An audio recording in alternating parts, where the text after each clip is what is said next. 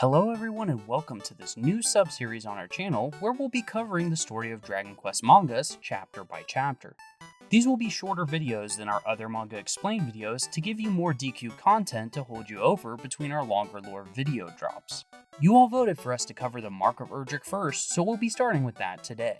The series originally ran from 1991 to 1997. It spans 87 chapters, or levels, and was released in 21 volumes before being recompiled into a Perfect Edition of 15 larger volumes. The Perfect Edition is currently being released in English for the first time, so this is currently the most accessible DQ manga series, and I highly recommend grabbing copies for yourself because they include some awesome art galleries, notes from the artist, and the story is just excellent and detailed, and I won't be able to cover every little thing or show every single gorgeous panel here, but I will be recapping the full story. Unfortunately, they do retail for a slightly steep $24.99 a volume, though they are close to double the normal length. You can sometimes snag these on sale for cheaper, which I recommend.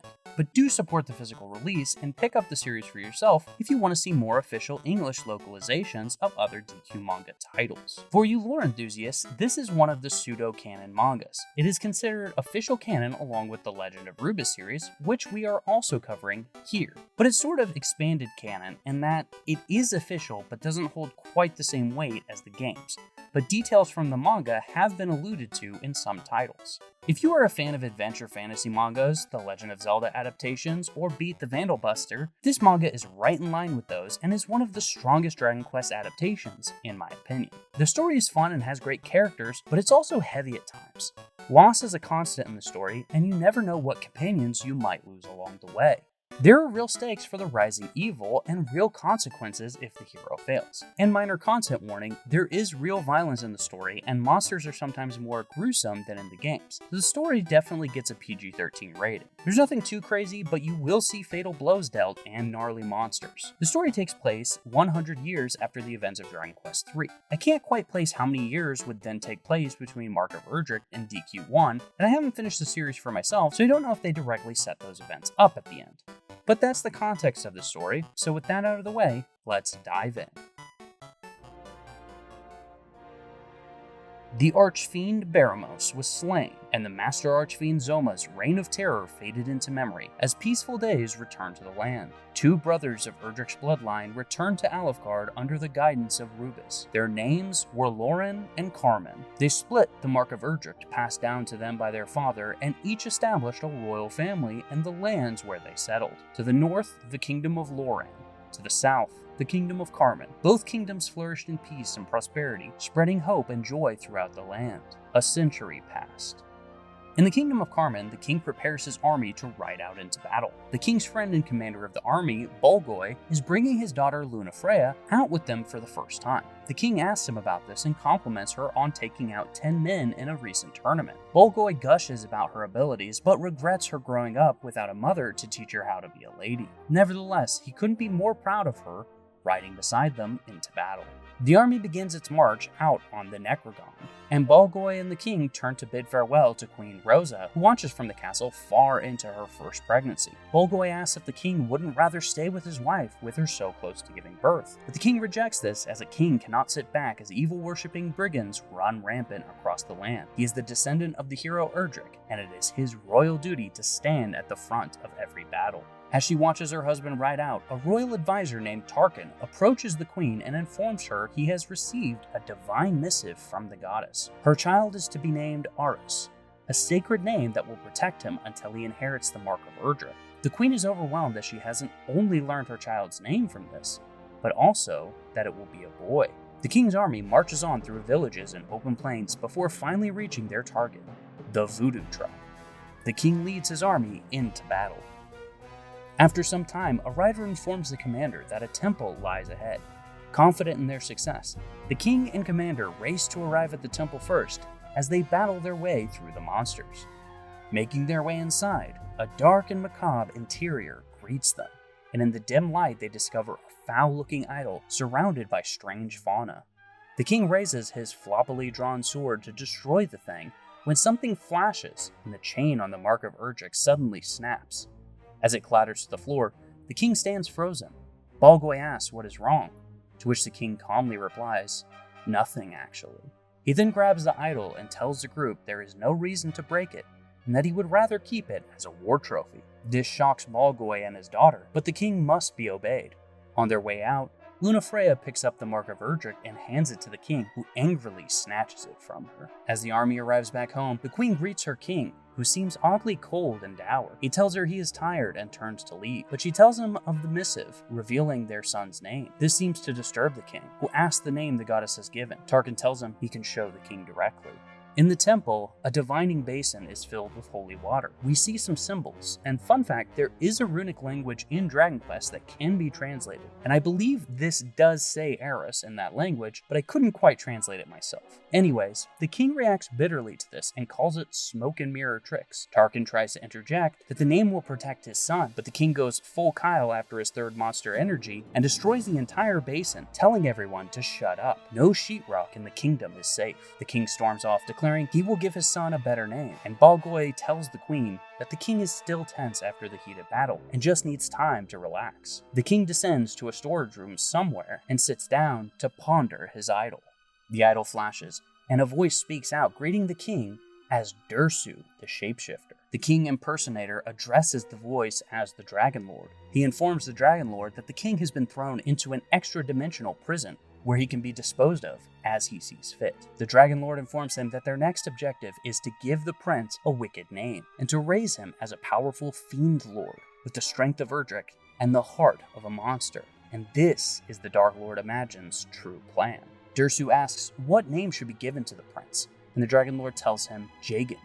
A cool name that's somehow very fitting for the son of a Kyle. This name will be a curse on the child that will leave him open to Lord Imagine's influence.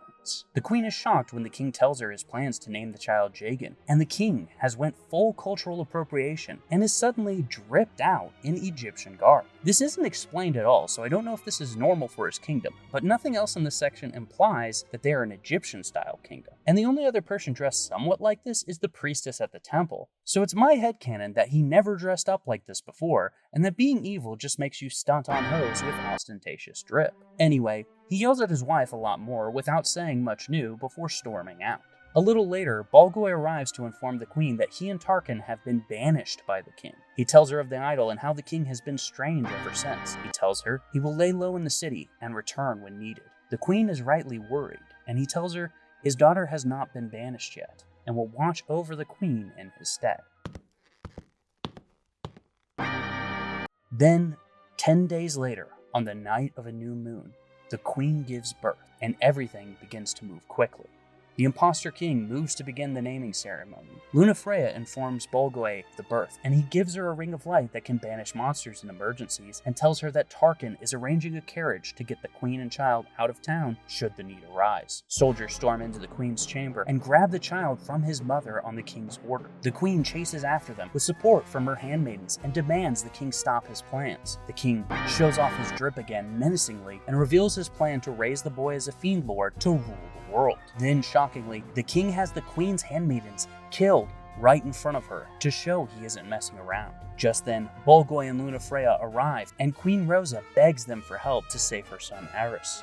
The king is outraged and demands she be silent. The queen cries out that her child will be named Arus and begins screaming his name over and over again. A light shines around the boy on the altar. The king is enraged and casts a blasto on the queen, sending her to God knows where. Balgoy flies off in a fit of rage and attacks the king, hacking deep into his shoulder. The soldiers then tear off their faces, revealing a horde of monsters. And when Balgoy turns back to the king, he finds a large, Baphomet-looking beast.